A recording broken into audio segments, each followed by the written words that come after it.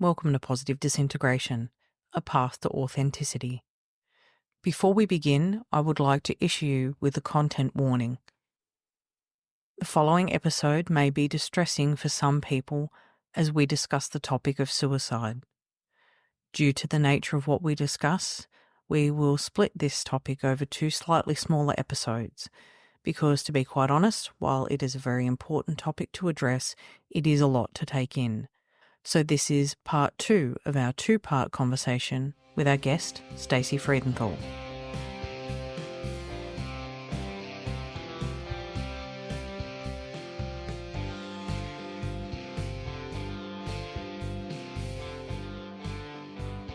This is the second part of our conversation with Stacey Freedenthal. Stacey is an educator, psychotherapist, suicidologist, consultant and writer. And we're going to pick up the conversation where we left it last, resuming with the topic of the chronic nature of suicidal thoughts. I know that this will be helpful. I want to send this episode to, I can think of one person off the top of my head who I will send this episode to when it's ready, because these things don't resolve quickly necessarily either. I think it's important to talk about how chronic suicidality can be, and that it's not necessarily something that's resolved quickly, unfortunately. I can say in my own experience that I spent years of my life not actively suicidal necessarily, but thinking about it, considering it an option, and many years until it was really 15 years ago this month that I stopped. I haven't thought of suicide seriously in 15 years. But before that time in my life, there was no long stretch like that where I had been free of it. It just seems important to name that if it's not necessarily something that can be resolved easily or quickly, but we can still show people we love them if it's somebody in our life. And it's not something you have to actively worry about. What if? What's the best thing you can do for someone you love? Be there for them, non-judgmentally, accept them and listen, right? I don't know what else to add to that recipe, but I mean, those are a place to start. Listen, and then also ask, what can I do to help?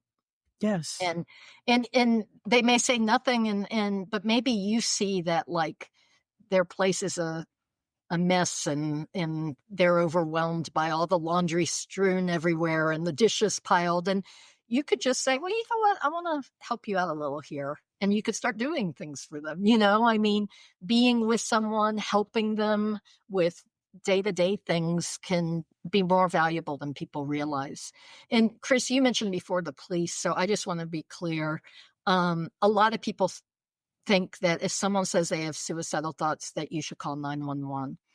And in the United States, now we have 988. So the messaging is changing to call 988. But even then, there's a possibility that calling 988 can result in the police being called. I've got screenshots of places that have it on the web. If someone has suicidal thoughts, call 911. And I think that kind of messaging is damaging because, one, people who have suicidal thoughts see it and think, well, I can't tell anybody because they'll call 911. And also because if 911 is called, let me be clear. There are different shades of suicidality. And if someone is actively suicidal and, like, for instance, has a weapon in their hand, and is not trying to talk to you or reason with you, and maybe is out of control, maybe they're intoxicated, or maybe they're actively psychotic, then there may be a need to call 911, But I'm talking about when someone just discloses they have suicidal thoughts.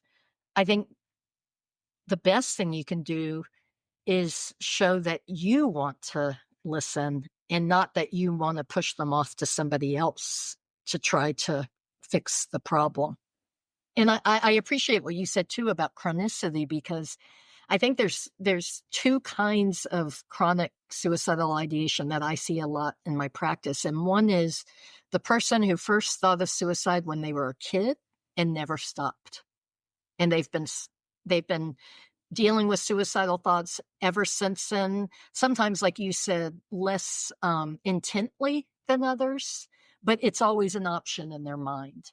And in fact, there's a comedian, Frank King, who has a TED Talk called Suicide, a Matter of Laugh or Death. Instead of life or death, laugh or death. And he's a comedian, but he's talking seriously about his own lived experiences with suicidality. And he says normal people, when they go to the shop and the mechanic comes out and says, "Oh, man, you need 4 new tires." He said normal people have 2 options: get the tires or don't get new tires. He said, but I have a third option: kill myself. I can pay all this money, I can not pay all this money and have bad tires, or I can kill myself. And it gives me goosebumps to even remember him saying it. But then what he says next is suicide is always on the table for him. So that's one form of chronicity I see. But then another is people who they have like episodic suicidality, but for years. Like they may be fine for a year, but then something happens and that's where their mind goes to again. And then they're fine. And then they think of suicide again. And often each time they think of suicide again, it's more, the thoughts are stronger, because like it's almost like there's a graduation to more and more thoughts. And I think a lot of people don't understand that because the public health message is call 911, get them help. And the implied message is, and then they won't be suicidal anymore. But that's often not true. And there's some good resources for people who do have long-standing suicidal thoughts. And I mean, I'm recommending these, but with the caveat that they also may contain damaging material. But just in terms of having a community of peers who also have suicidal thoughts, there's Suicide Watch on Reddit. And they actually have really good guidelines that people sometimes will break, but then that will be corrected. They've got guidelines to try to protect vulnerable people from like trolls saying things like, yeah, you should kill yourself. Here's how to do it, that kind of thing. Another is there's a website called chronicsuicidesupport.com. And it has a discussion forum. And then there's a peer support group called Alternatives to Suicide that I've been hearing about. And in fact, again, I think there's that it's happening in Australia and has been written about there, but it's not very common. And it's a support group where suicide is an option, and 911 will not be called. And people won't attempt to talk others out of suicide, but they also won't try to glamorize suicide or tell people how to kill themselves. That leads me to one more option. And boy, I should write a post on this for my website. Speaking of suicide, one more option is warm lines. Warm lines, some of the warm lines in the United States, at least, will not call. Some of them are staffed by peer support workers, people who also have lived experience of suicidality, and they will not call 911. And so the Wildflower Alliance is an example of that. Well, thank you for all of these resources. I will get them all in the show notes for sure.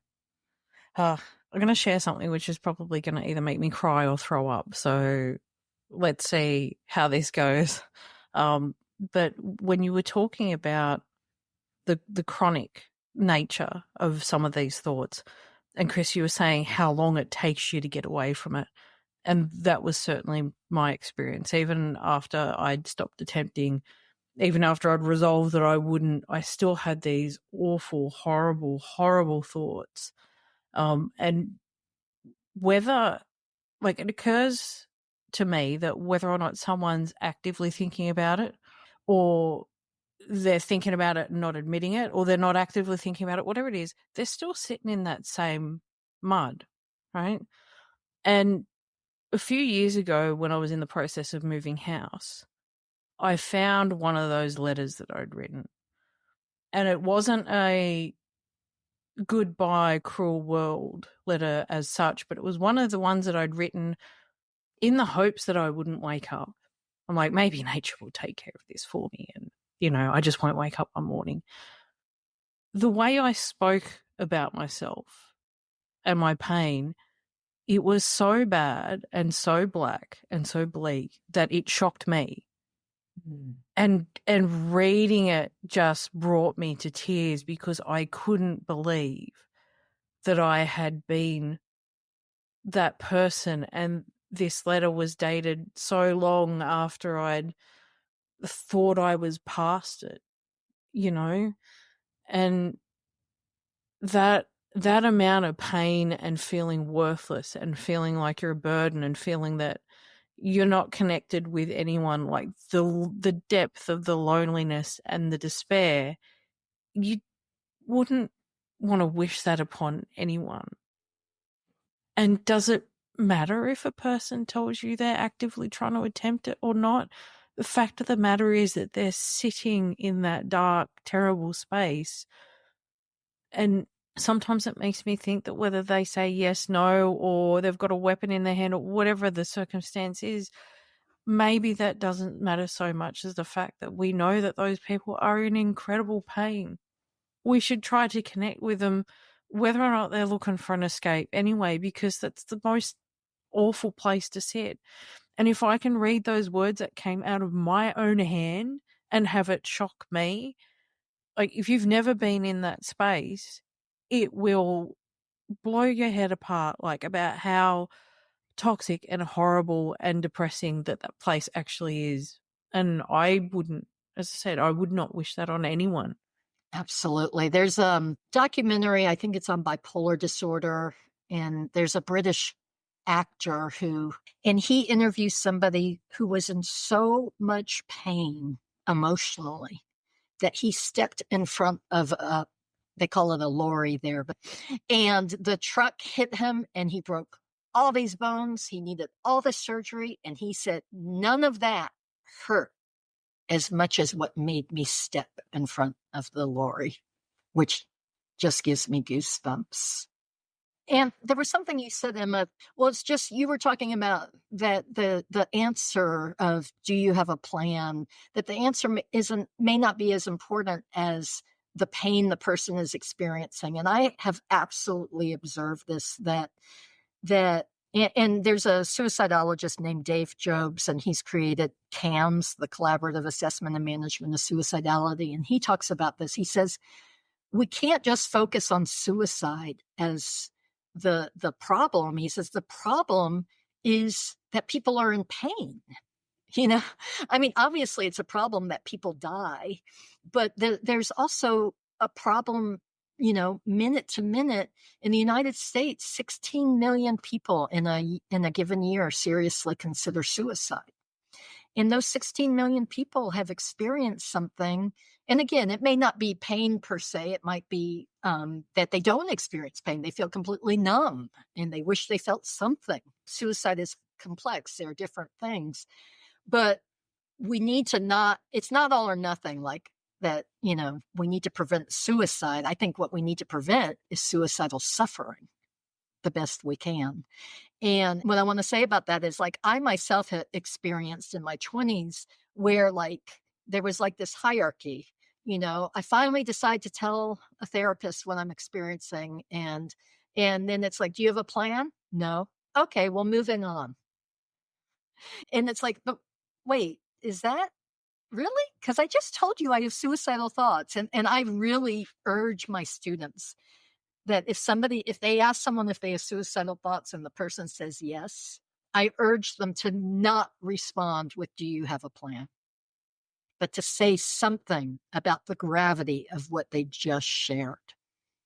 Like, oh, you are thinking, you must be feeling really bad. Or, oh, like we were saying before, like, what's going on? How hard that must be that you are having suicidal thoughts. And what I urge them to say is to then ask, like, can you tell me the story of what's happened to make you want to die? And that's so important. And so many people are never asked that.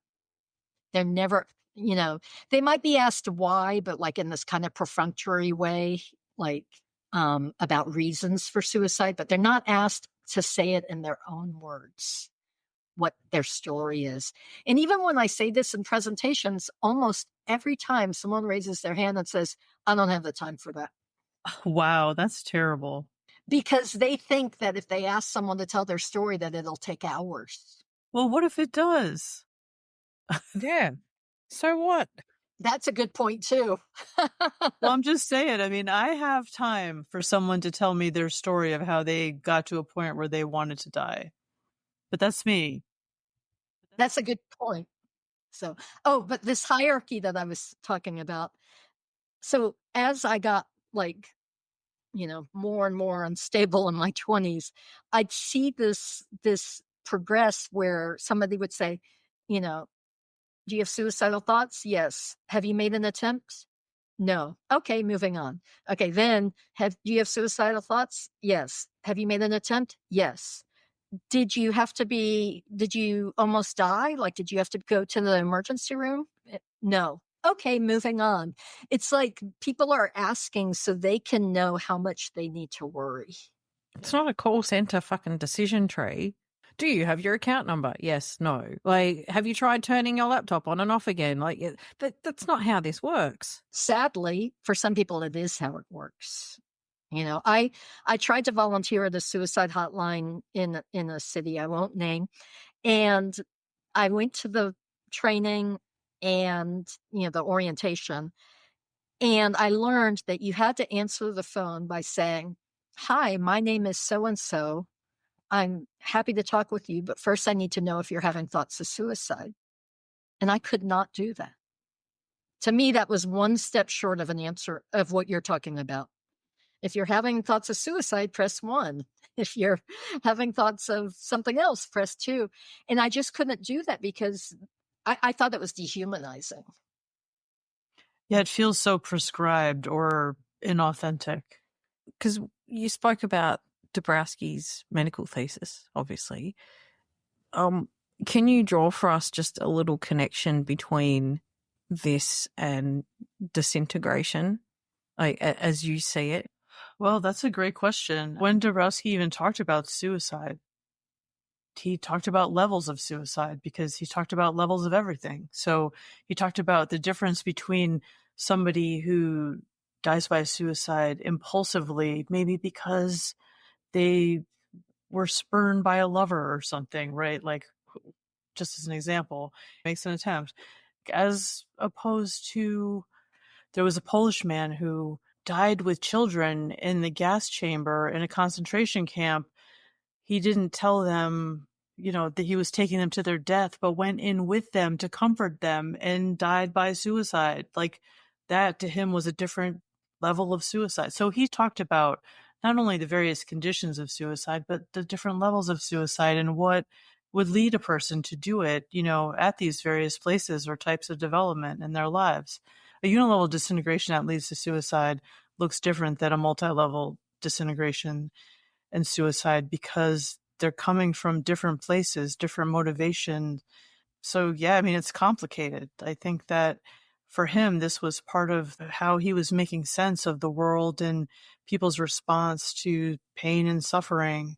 So yeah, I don't think there's any simple answer there other than to say it's complicated, but definitely very tied to disintegration. Yeah, because when we're talking about that, alleviate the pain that's under it, which I think is why the decision tree approach is so abhorrent, because you're almost opting out of helping someone when you're ignoring the backlog of pain that comes behind that.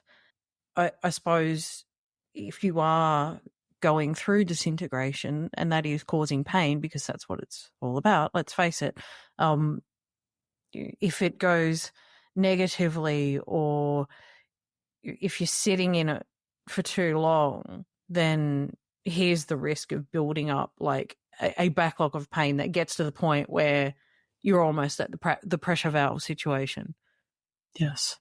There was this horrible situation some years ago where a teenager was accused of having sexual photos on his phone, and somebody with the school, I think it was the principal or, someone in the administration, got him into the office and said, this is a crime, having pictures on your phone, and we're calling the police. And they did this before they even talked to the parents. And the boy ran out of the office and jumped off the roof. There are a lot of situations like that. That's why, like, jails have higher rates of suicide, where they've experienced such a loss of status or of security, loss of a relationship, loss of health, that can cause them to act very quickly. And one study found that 25% of people who made medically serious suicide attempts had acted within 5 minutes of making the decision to attempt suicide.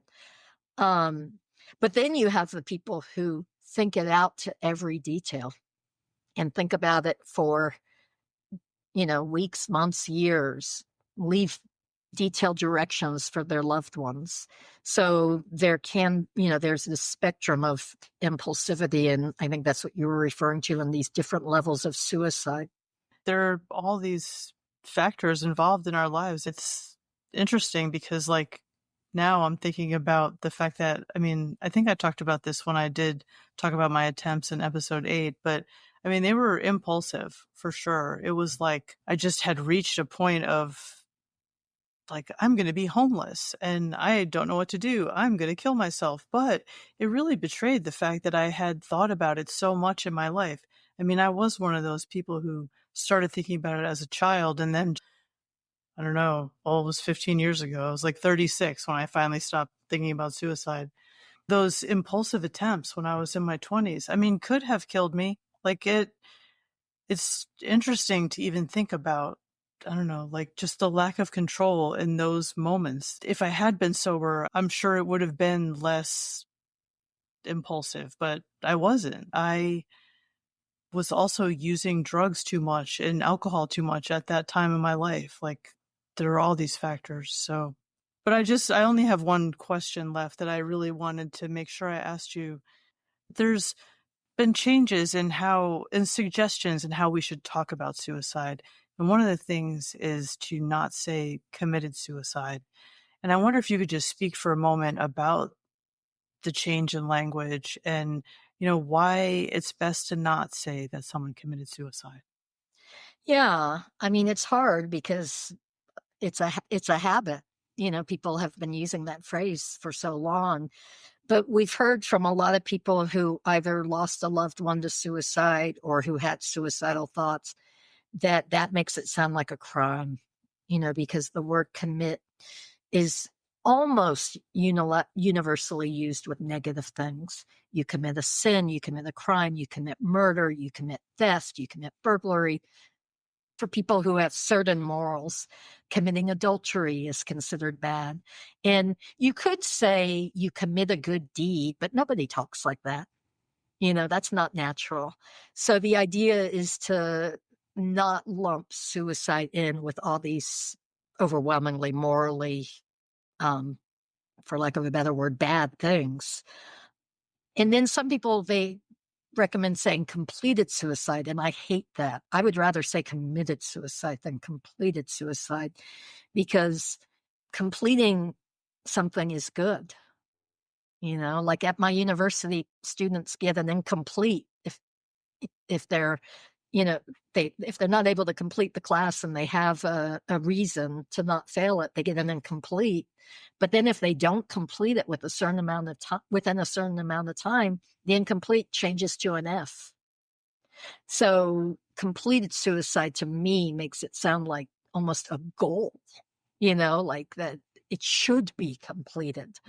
So I say died by suicide. And that's what people more and more recommend. Yes, I feel the same way about completed suicide, as I find that objectionable too.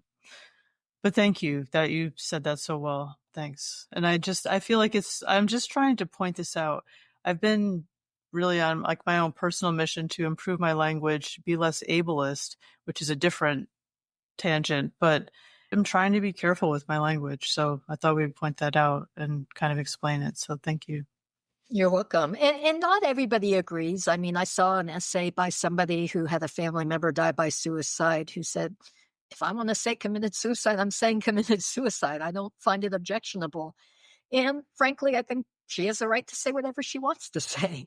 But in terms of like mental health professionals or people who are speaking to the media or, public facing in some way, why take the chance of inflicting some kind of harm with words when you can just as easily say somebody died by suicide?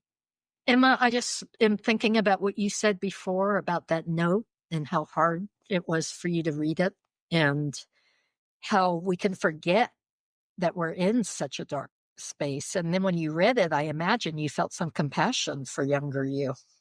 I did, and it was compassion that I certainly didn't feel at the time because it was all full of, I am such a waste of space, and I am a burden, and I am a horrible, disgusting person that doesn't deserve to live, and certainly didn't have any for myself at the time because, I just thought for me, it was a twofold thing of, life is a joyless piece of shit and I don't ever see it getting any better. So why would I want to continue with it? And also, I am a reprehensible monster that doesn't fit into this world. And, I'm just like a negative, some burden on reality.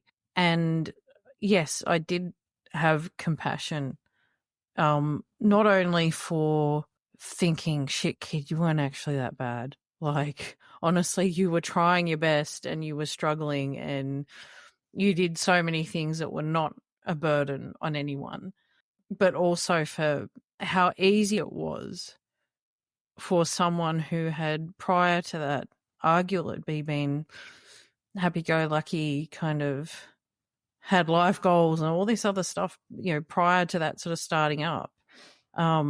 And to, allude back to what my dad said, I didn't raise you to be like that. No, you don't really, but it just shows how easily that someone can just slip down that fucking staircase and end up in the dark hole at the bottom through no fault of their own.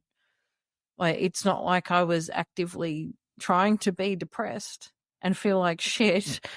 So yes, it did. I did have a lot of compassion for how I got there, how I was feeling at the time. But also too, like, I started to understand why I couldn't see the light at the end of the tunnel. Like, if I was back in that space again, I probably wouldn't see it now because the darkness was so heavy. So yeah, a lot of levels of that going on, and I think that's probably why it hurt so much. Hurt so much to read the letter. Yeah, exactly. Yeah. Well, I wanted to honor your sharing that with us. It was sticking with me, throughout our conversation. And so I just wanted to thank you for saying that. And now we can come full circle, I think, because Emma, you had said that Chris sharing their experience enabled you to share your own. And I think that's one of the good things that can come out of people sharing is that it does give others permission, and you never know who.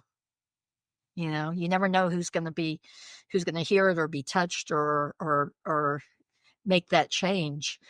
But I also feel very strongly that it can't be that the only people we hear about with suicidal thoughts are those who die. We need for people to be able to share that they had suicidal thoughts or they have suicidal thoughts or they attempted suicide so that others can know that, yeah, others have been there and gotten through it. Yes. I think that's so important. Definitely.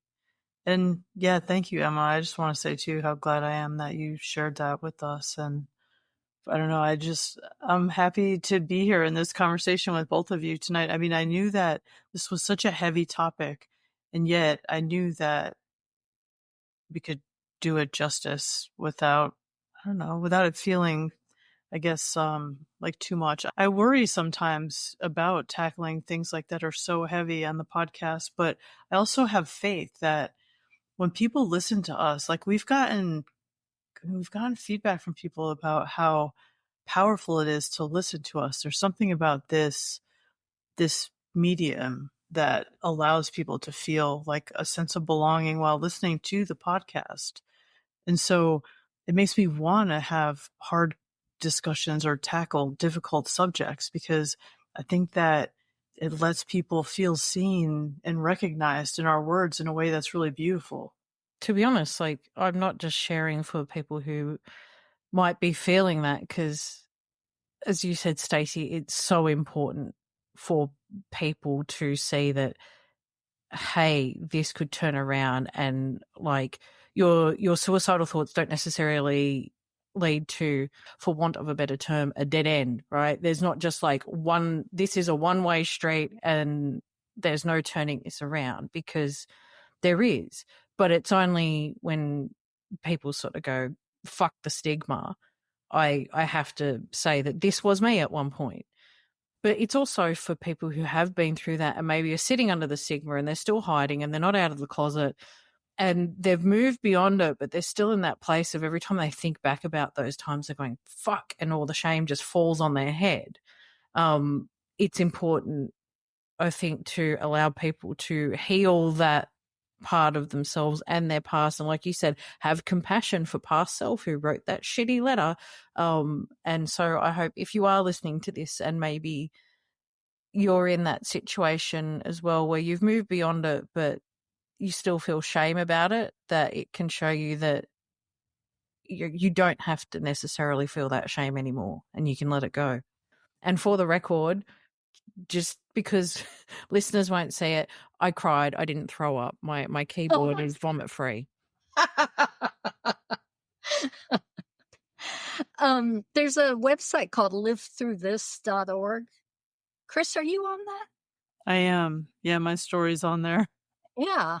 So that's a great resource for people to see stories of other people who made it through. And sadly, some of the people who were profiled on that did go on to die by suicide, but that's the reality, is that it does happen, but most are still with us. And it's a good way to, and the person who created that website, Desiree Stage, interviews people very skillfully. A good example of brave listening. Definitely. Yeah. Yeah, she really does.